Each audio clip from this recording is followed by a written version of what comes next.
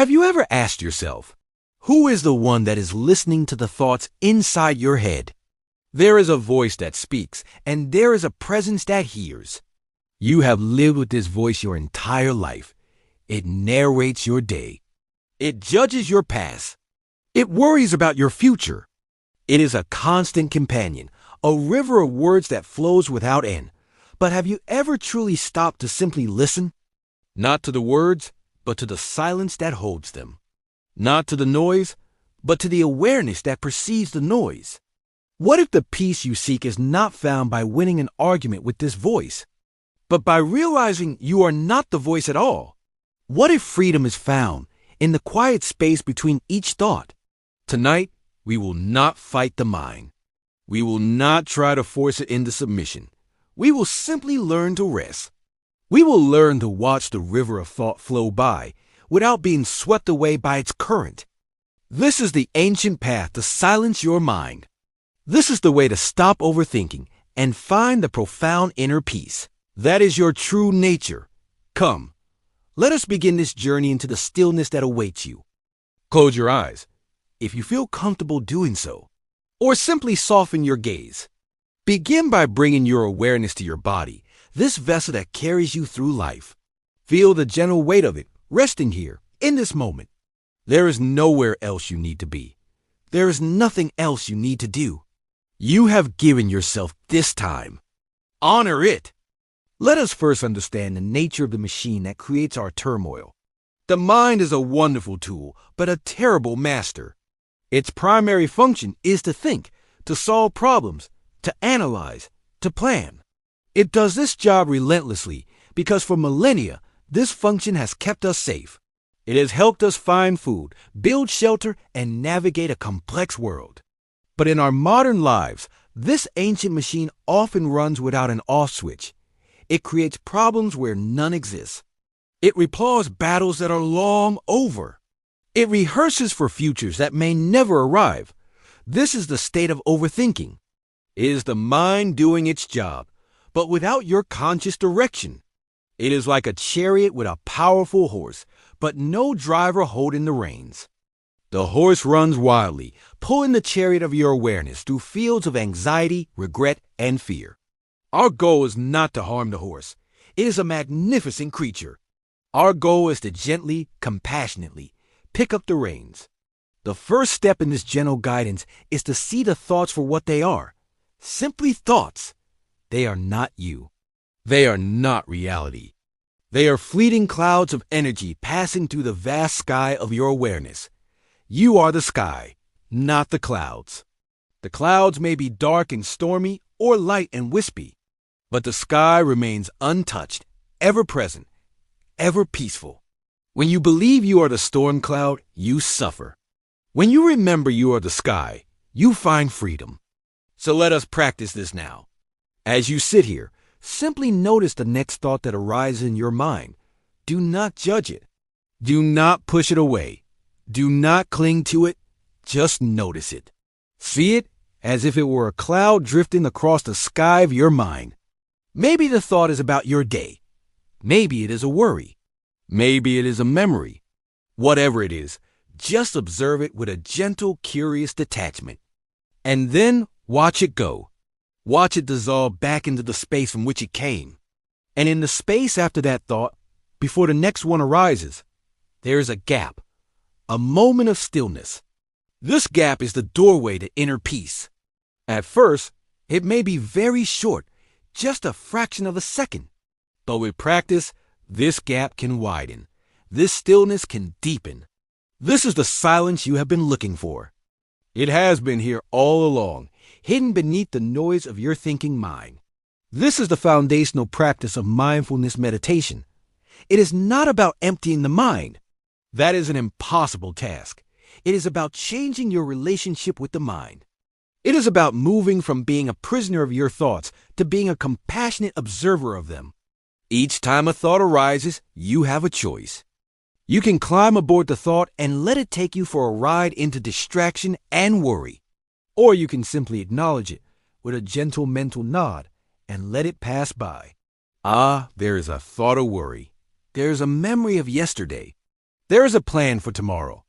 By labeling them simply as thoughts, you strip them of their power. You see them not as urgent commands or absolute truths, but as mere mental events. This is the beginning of freedom. This is the first step to calm the mind. You are not trying to stop the river. You are simply stepping out of the current and sitting peacefully on the bank, watching it flow. This practice requires patience. It requires kindness.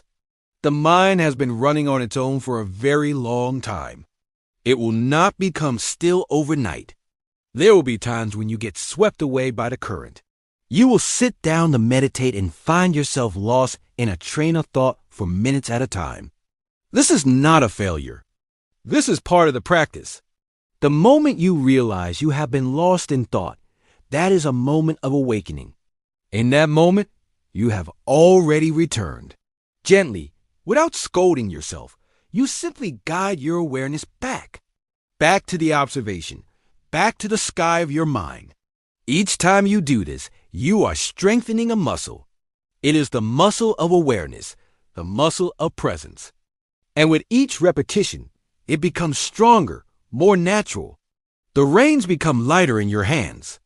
The Buddhist teachings tell us that the root of our suffering is attachment. We suffer because we cling to things that are, by their very nature, impermanent. We cling to pleasure, to youth, to relationships, to our own ideas and opinions. And we suffer when they change, when they inevitably fade away. But the most fundamental attachment we have, the one that causes the most pervasive suffering, is our attachment to our own thoughts. We believe our thoughts define us. We believe our anxious thoughts mean we are an anxious person. We believe our sad thoughts mean we are a sad person. We take these fleeting mental events and we build an identity around them. We cling to the story of me, a story that is written moment by the incessant chatter of the mind. To stop overthinking is to begin the process of loosening this grip. It is to see that a thought is just a thought. It is not your identity. An anxious thought can pass through your mind without making you an anxious person, just as a dark cloud can pass through the sky without making the sky dark. The sky remains blue, vast, and clear behind the clouds. Your true nature, your awareness, remains peaceful and still behind the thoughts. Let's explore this concept of impermanence, or anicca, as it is called in the Pali language. It is one of the cornerstones of Buddhist wisdom. Everything changes. Nothing is permanent. The seasons change. The body ages. Joy arises, and it fades. Sadness comes, and it too passes. This is the fundamental rhythm of the universe. The flower blooms, and then it withers. The wave rises, and then it crashes back into the sea. Our thoughts are no different. They are the most impermanent things of all. A thought is born, it exists for a moment, and then it is gone. Another takes its place. The mind is a waterfall of arising and passing moments. The problem is not the flow of the waterfall. The problem is that we try to catch the water in our hands. We try to hold on to certain thoughts, the pleasant ones, and we try to push away other thoughts, the unpleasant ones. This struggle, this resistance to the natural flow, is the source of our exhaustion. It is the engine of overthinking. Imagine you are sitting by a river. The river is the flow of your thoughts, feelings, and sensations. Sometimes the river is calm and clear. Other times it is turbulent and muddy. Your practice is to simply sit on the bank and watch the river flow. You do not try to stop the river. You do not jump into the river and fight the current.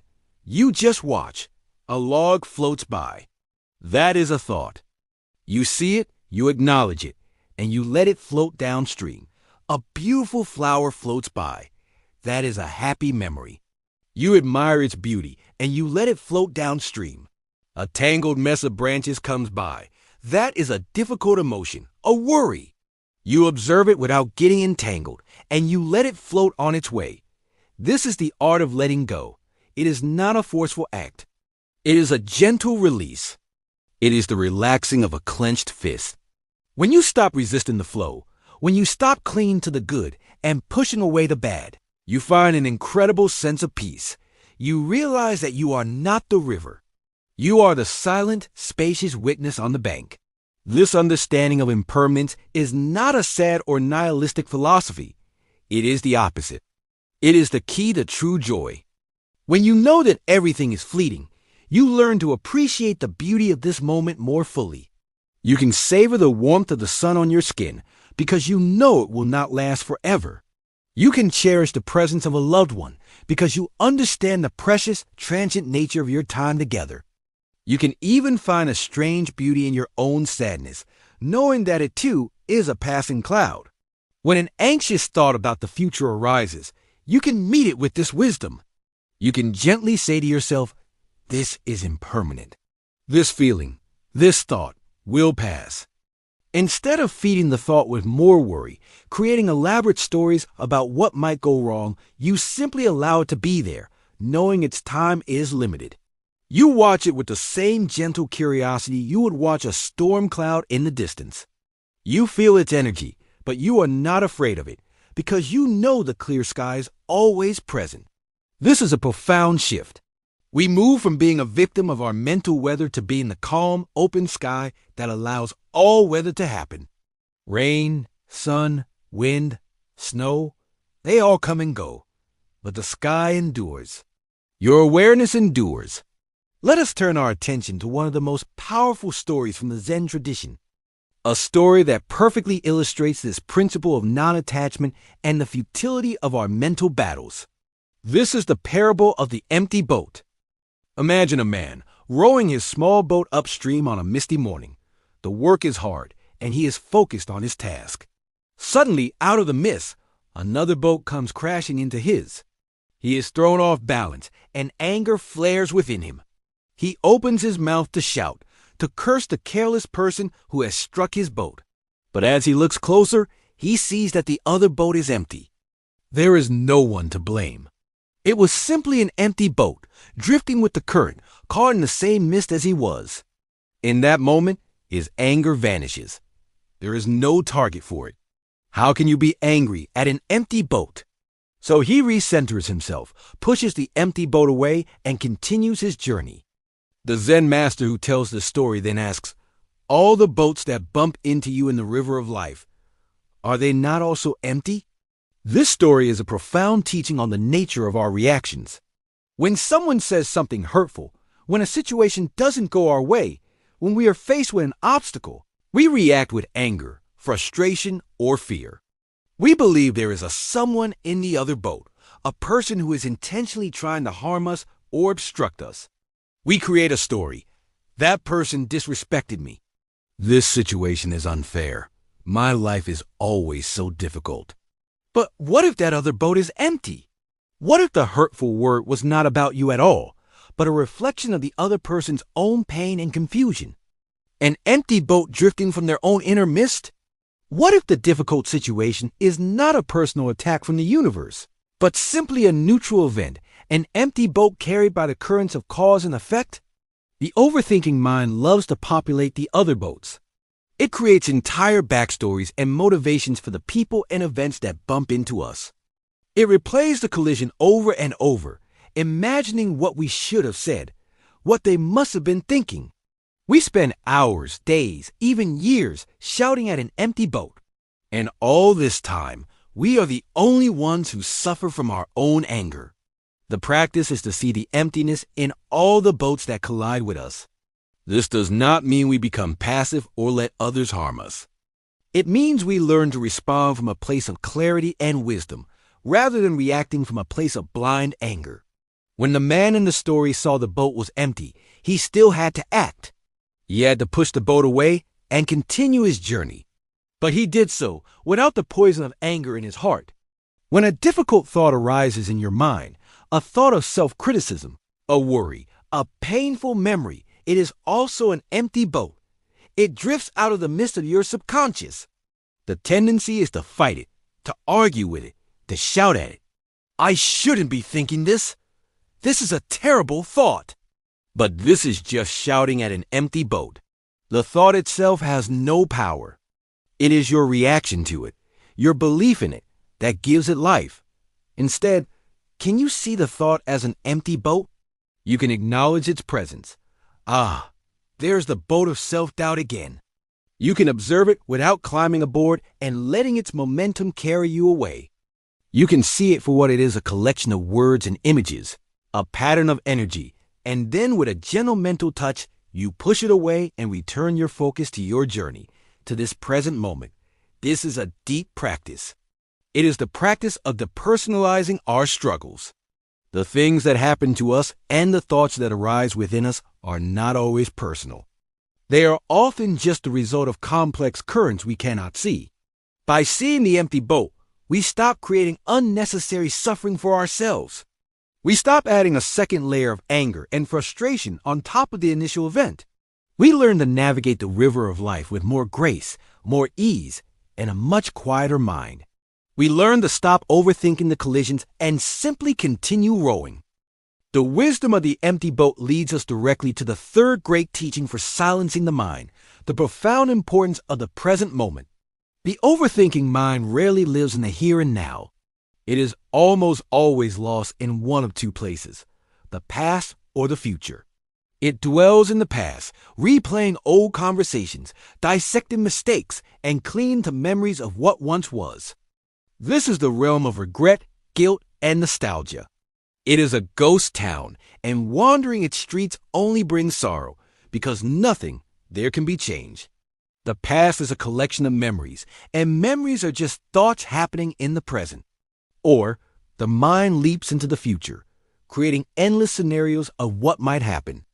It rehearses for imagined conversations, worries about potential problems, and fantasizes about outcomes. This is the realm of anxiety, fear, and craving.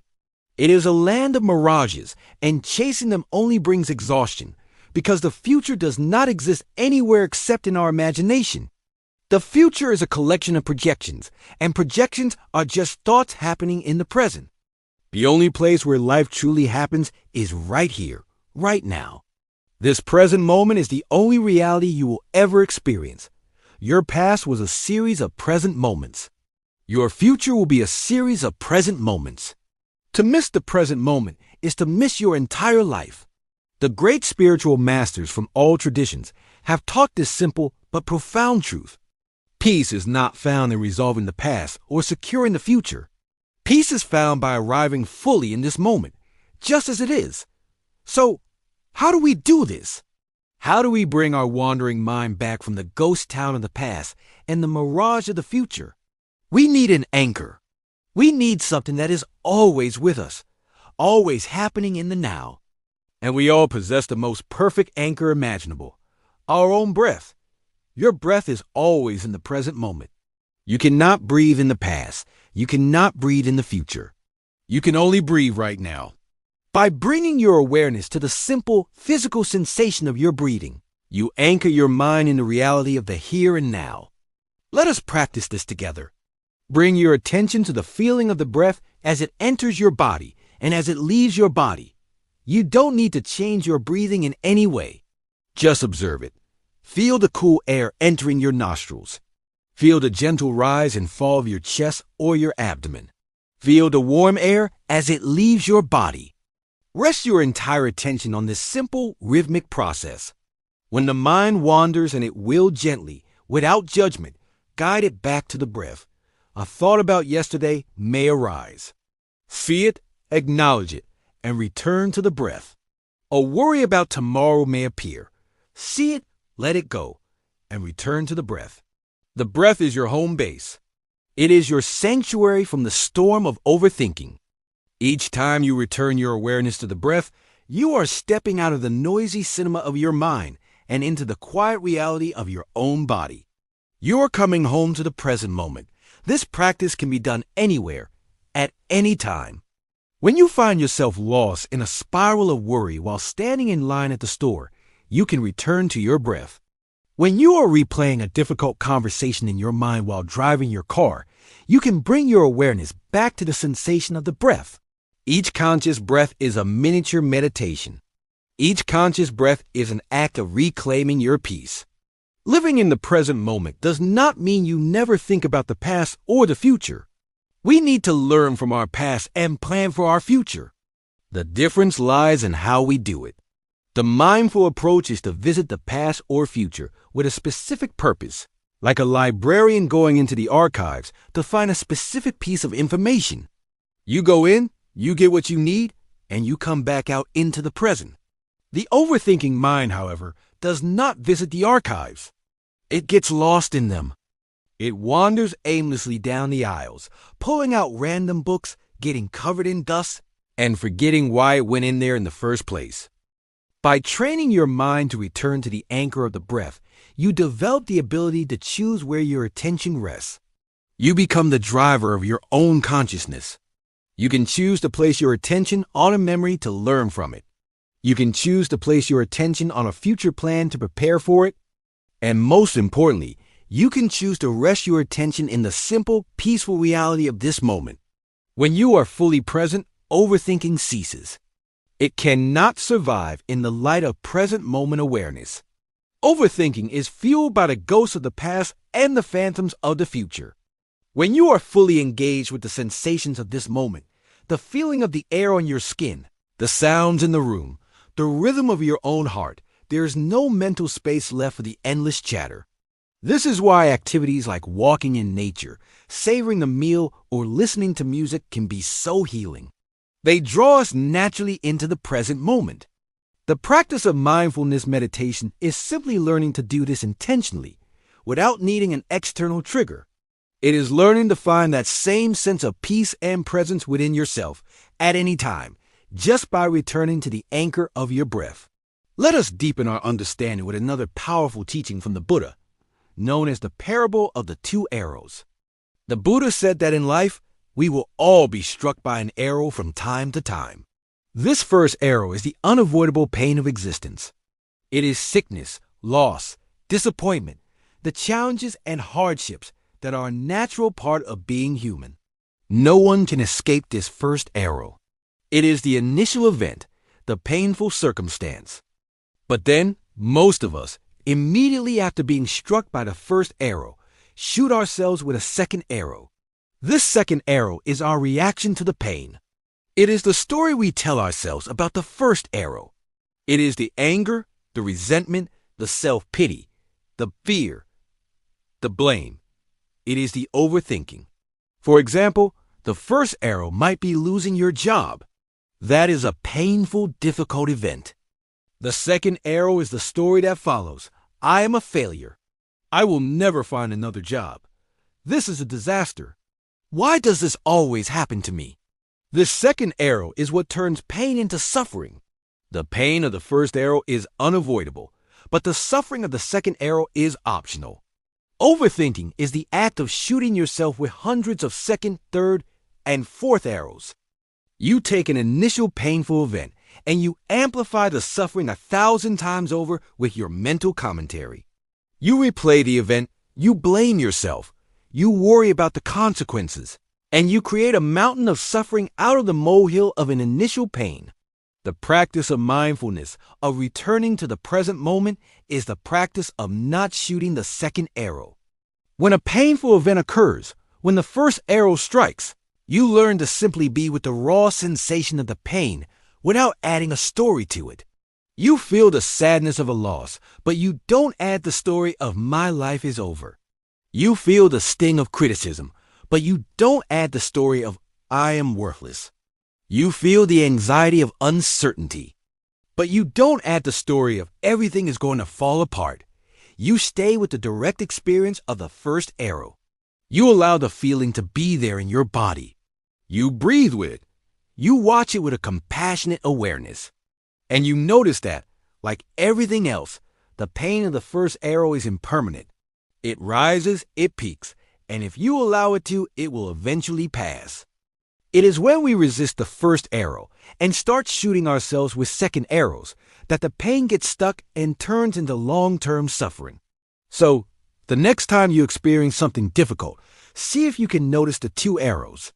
Notice the initial pain, the first arrow, and then watch the mind as it prepares to shoot the second arrow of reaction and storytelling. And in that moment of awareness, you have a choice. You can let the mind fire away, or you can gently lower the bow. You can choose to not add to your own pain. This is an act of profound self-compassion. It is about learning to be a friend to yourself in times of difficulty. Instead of berating yourself and making the situation worse with mental chatter, you offer yourself the gift of presence. You offer yourself the kindness of not adding a second arrow. If you are finding a sense of peace in these words, if a space is beginning to open within you, a quiet stillness behind the noise, then we invite you to continue this journey with us. By becoming a part of this community, you support the creation of more paths to silence, more moments of peace for yourself and for others. Take a quiet moment to join us on this path, to subscribe to this channel, and let us continue to walk together toward the calm that resides within. Now, let us turn our focus to a quality that is essential for this practice, a quality that is often overlooked in our quest for self-improvement: compassion. Specifically, compassion for our own minds. We often treat our minds like an enemy. We get frustrated with our thoughts. We criticize ourselves for not being able to control them. We get angry at our anxiety or our sadness. This is like trying to put out a fire with gasoline. The struggle, the criticism, the frustration, these are all just more thoughts, more fuel for the fire of overthinking. The Buddhist path teaches a radical alternative: to meet our own minds with the same kindness and compassion we would offer to a dear friend who is suffering. Your mind is not your enemy. It is just confused. It is trying to protect you in the only way it knows how, by constantly scanning for threats and replaying problems. It is like an over-anxious puppy, barking at every shadow, thinking it is keeping the house safe. You would not beat the puppy for barking. You would gently reassure it, showing it that it is safe, that it can relax. We must learn to do the same for our own minds. When a wave of anxiety arises, instead of fighting it or hating it, can you meet it with a gentle inner voice that says, "I see you are scared. It's okay. I am here with you." This feeling will pass. When a harsh, self-critical thought appears, instead of believing it and spiraling into self-loathing, can you meet it with compassion? I see this pattern of self-criticism. It is a habit learned long ago. It is not the truth of who I am. This is not about indulging in self-pity. It is a skillful and practical tool for disarming the overthinking mind. Compassion soothes the nervous system. It creates a feeling of safety. And when the mind feels safe, it doesn't need to shout so loudly. The inner chatter begins to soften. The frantic search for problems begins to quiet down. Think of your awareness as a warm, loving embrace. Whatever arises in your mind, fear, anger, sadness, jealousy, even the harsh inner critic, can be held in this gentle embrace. You are not trying to change the thought or feeling. You are not trying to fix it. You are simply allowing it to be and holding it with kindness. This practice of self-compassion melts the frozen parts of ourselves. It allows the difficult emotions that we have suppressed for years to finally be felt, and in being felt, to finally be released. Overthinking is often a strategy to avoid feeling our emotions. We stay in our heads, spinning stories and analyzing problems, because it feels safer than dropping into our hearts and feeling the raw energy of our pain. When you cultivate compassion, you create a safe space within yourself to feel everything. You realize that you are strong enough to hold your own pain. You discover that emotions are just energy, and like all energy, they want to move. When you allow yourself to feel your sadness without judgment, it flows through you and cleanses you. When you allow yourself to feel your anger without reacting, it can transform into a powerful energy for positive change. Let this be your mantra. Whatever arises, I can meet it with kindness. Kindness to the fear. Kindness to the confusion. Kindness to the part of you that just can't stop thinking. This kindness is the medicine. It is the gentle rain that allows the hard, dry ground of your mind to become soft and fertile again. It is the foundation upon which a lasting inner peace can be built. Let's explore this through the lens of another story, the parable of the wild horse. A young monk approached his master, deeply troubled. "Master," he said. My mind is like a wild horse. It gallops everywhere, filled with anxious and angry thoughts. I try to tame it. I try to force it to be still. But the more I fight, the wilder it becomes. What should I do? The master listened with a gentle smile. He did not offer a complex technique or a harsh discipline. He simply said, do not fight the horse.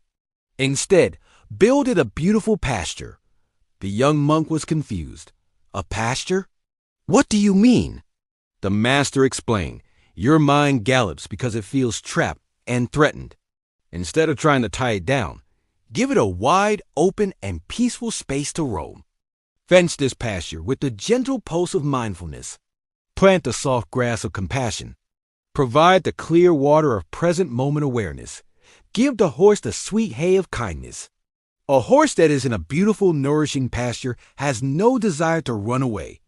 It will naturally become calm. It will come to trust you.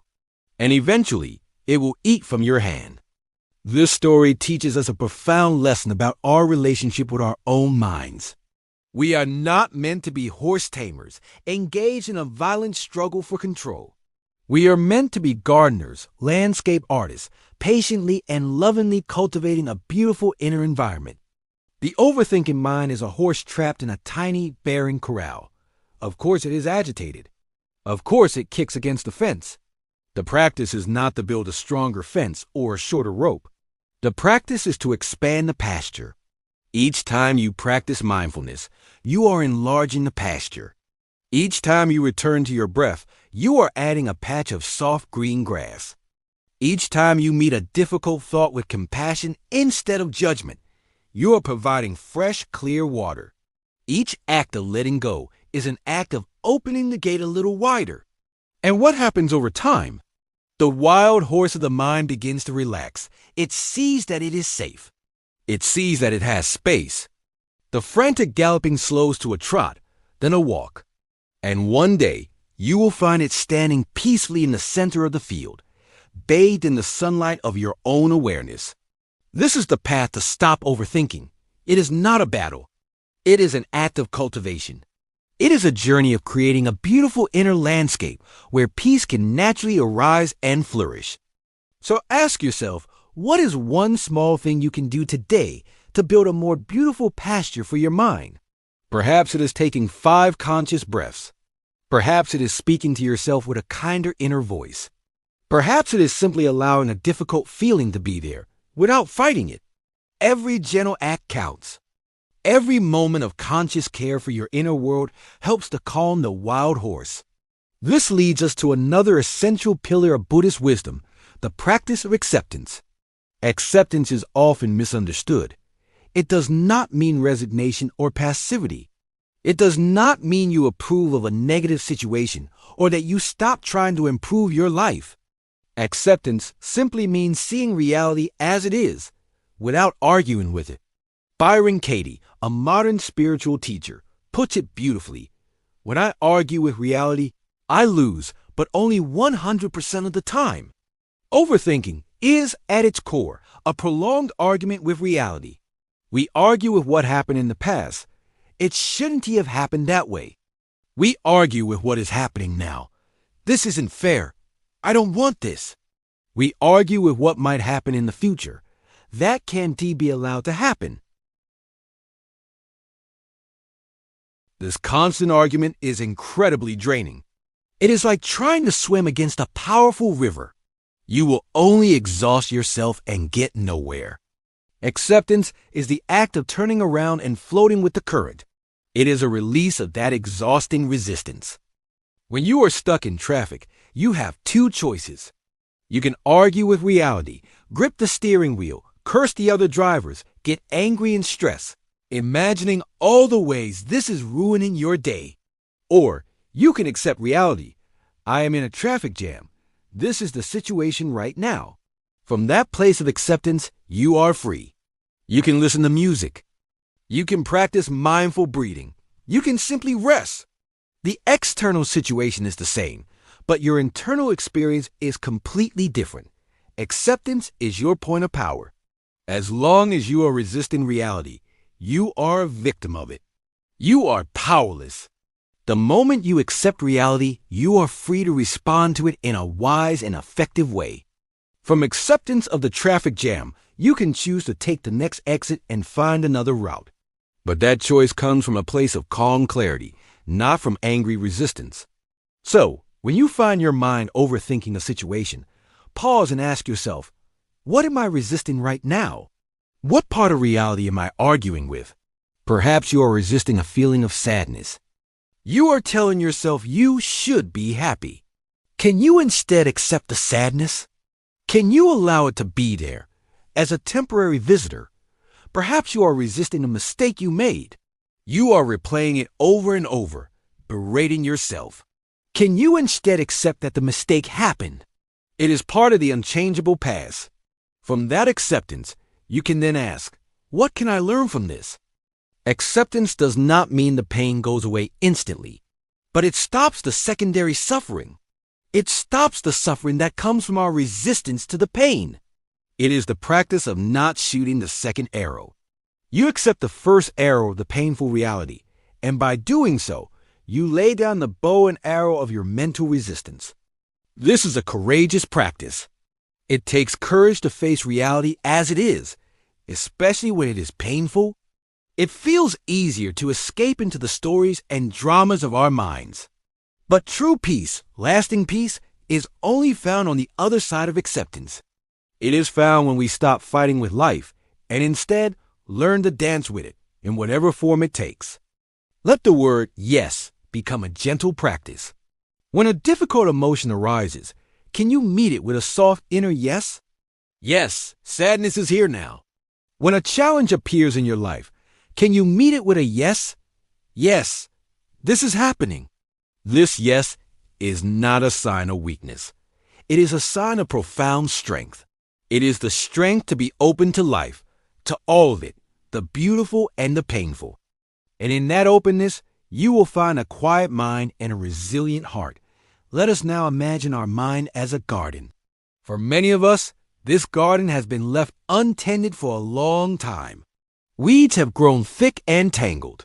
These weeds are our habitual negative thought patterns, the patterns of worry, self-criticism, and fear that make up the state of overthinking.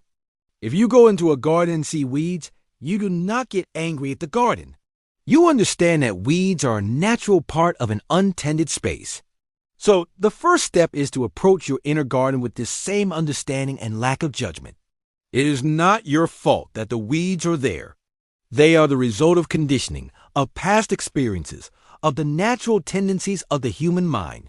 The practice of silencing the mind is the practice of gentle, patient gardening. You cannot get rid of all the weeds in one day by yanking them out with violence. If you do, you will likely disturb the soil and the roots of the flowers you want to grow. Some weeds will even grow back stronger. Instead, the wise gardener works with patience and skill. First, you practice mindfulness, which is like walking through your garden and simply noticing what is there. Here is the weed of self-doubt. Here's the patch of anxious thoughts about the future. You are not judging, just observing. You are getting to know the landscape of your own mind. Then you begin the gentle work of weeding. Each time you catch a negative thought pattern as it arises and choose not to follow it, you are gently loosening a weed at its root. Each time you return your awareness to your breath, you are creating space for light and air to enter the garden. But weeding is only half the work. A garden full of empty, tilled soil will soon be overgrown with new weeds. You must also consciously plant the seeds of what you do want to grow. You must cultivate flowers. These flowers are the wholesome mental states: compassion, kindness, gratitude, joy, and peace. You plant these seeds through intentional practice. You can practice gratitude by taking a few moments each day to consciously reflect on the things you are thankful for, no matter how small.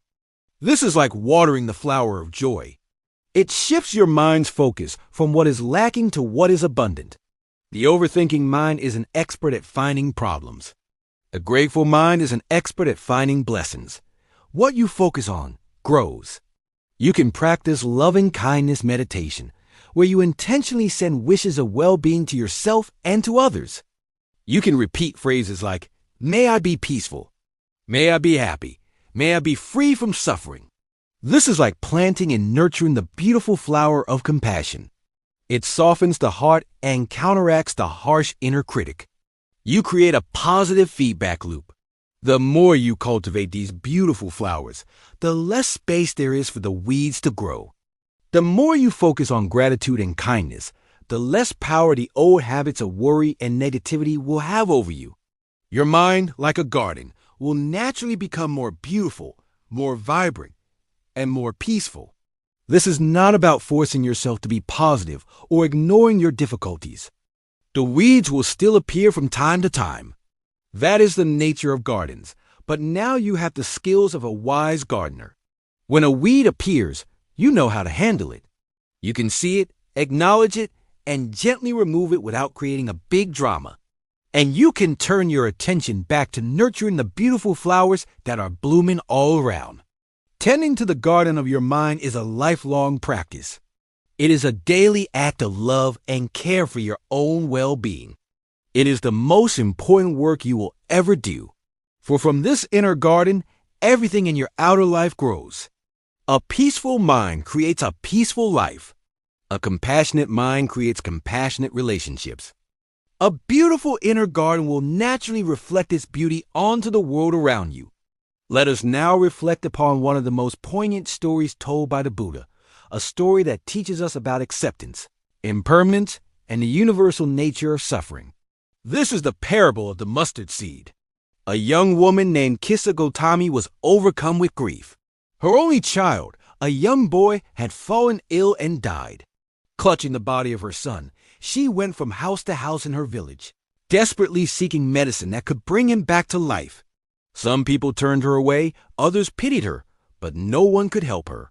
Finally, she was sent to see the Buddha.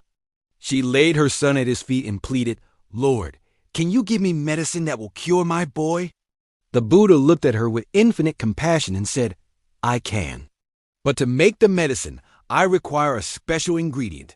I need you to bring me a single mustard seed from a house where no one has ever experienced, a house that has never known death."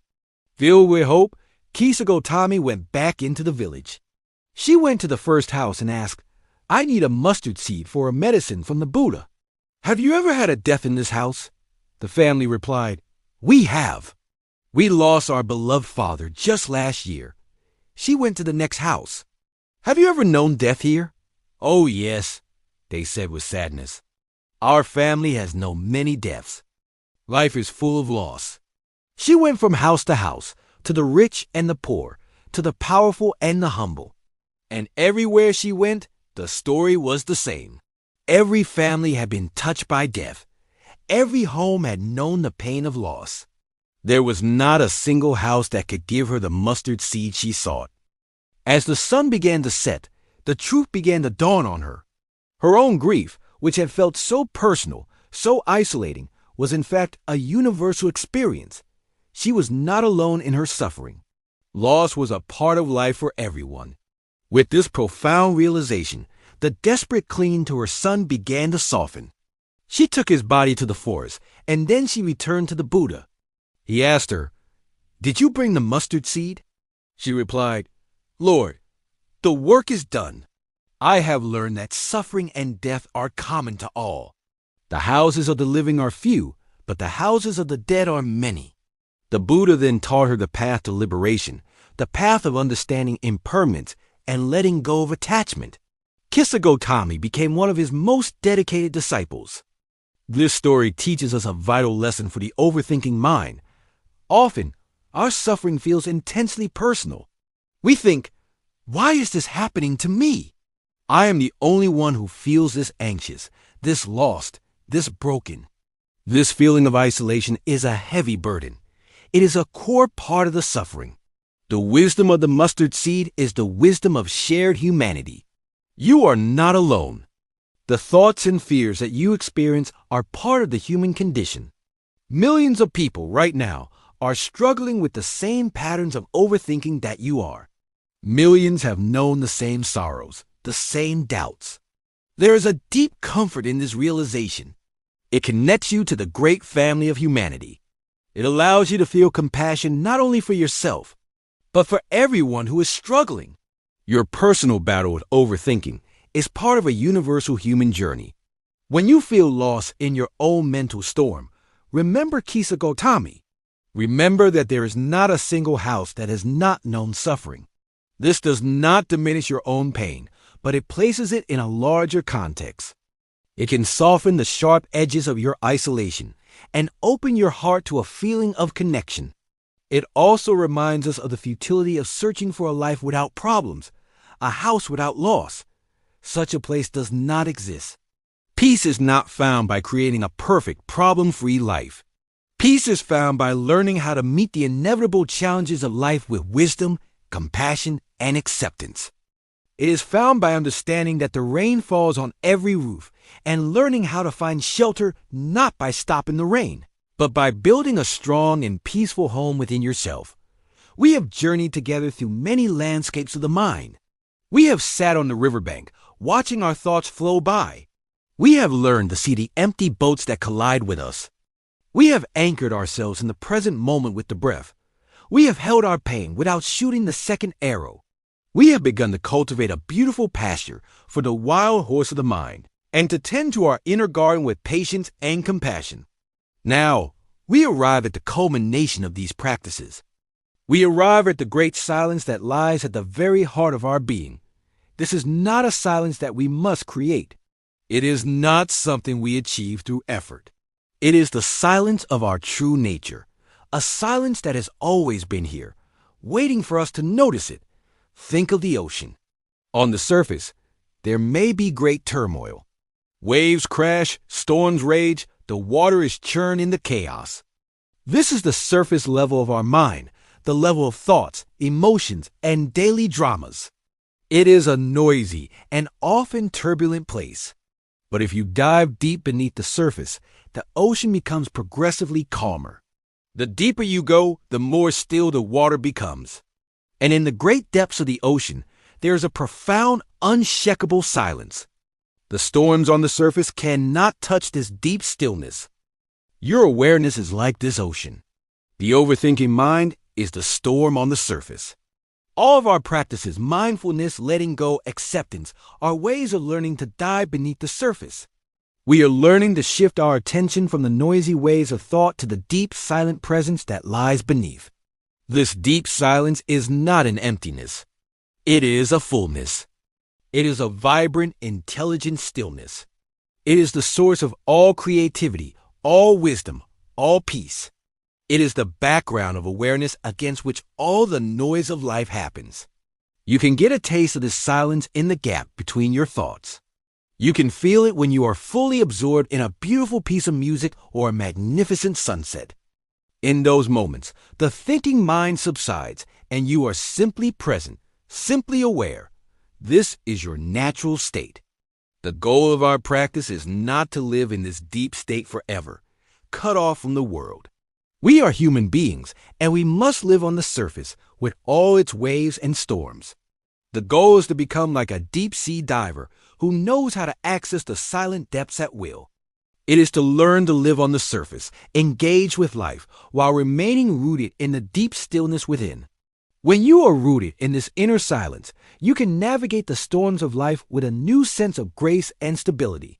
The waves of anger, fear, and worry can still come, but they no longer capsize your boat. You feel them on the surface, but you are aware that your deeper being, the vast ocean of your awareness, is untouched. This is the ultimate freedom. It is the freedom from being tossed about by the ever-changing weather of your mind and your life circumstances. It is the discovery of an inner refuge, a sanctuary of peace that you can carry with you everywhere. So how do we access this great silence? We do it by letting go of all effort. We have practiced watching. We have practiced anchoring. We have practiced cultivating. Now, for a few moments, let us practice simply being. Let go of any attempt to control your mind. Let go of the identity of being a meditator. Let go of any goal of trying to feel peaceful. Simply rest. Rest as the awareness in which all things are appearing. Be the silent, spacious sky. Be the deep, still ocean. Thoughts may come. Let them. Feelings may arise. Let them. Sounds may appear. Let them. You do not need to do anything about any of it. Simply rest as the knowing presence that is aware of it all. This presence is silent. This presence is peaceful. This presence is you. This is the great silence. It is not something you have to find. It is what you are. You have only to stop searching, stop struggling, and recognize it. The journey to silence your mind ends where it began, in the simple silent awareness of this present moment. It is the discovery that the peace you were seeking was the very ground you were standing on all along. Our time together in this space is drawing to a close, but the journey into stillness has no end. It is a path you walk with every conscious breath, with every moment you choose presence over distraction. The teachings and stories we have shared are not just words to be understood, but seeds to be planted in the garden of your daily life. Carry this peace with you as you re-engage with your world. Remember the feeling of the silent sky within you, the vast, open awareness that can hold all the clouds of your experience. Remember the deep, still ocean beneath the waves. This is your true refuge. Do not be discouraged when the mind becomes noisy again. This is its nature. The wild horse will still get spooked from time to time. The weeds will still try to grow. This is not a sign of failure. It is simply an invitation to practice again. Each time you gently return to the breath, each time you meet a thought with kindness, you are strengthening your connection to the peace that is your birthright. The path to a quiet mind is not a race to a destination.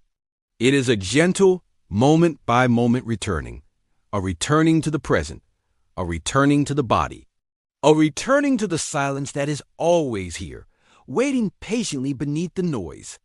If this journey has resonated with you, know that the path does not end here. It unfolds in every moment. Perhaps you will find stillness in the quiet of the early morning, or in the gentle rhythm of your steps as you walk. To continue exploring this path of awakening, consider what your next step will be. There is always another sunrise, another breath, another opportunity to come home to yourself. May you be the calm sky that watches the clouds drift by. May you be the deep ocean, untouched by the storms on the surface. May you find the great silence within, and may you carry its peace into the world.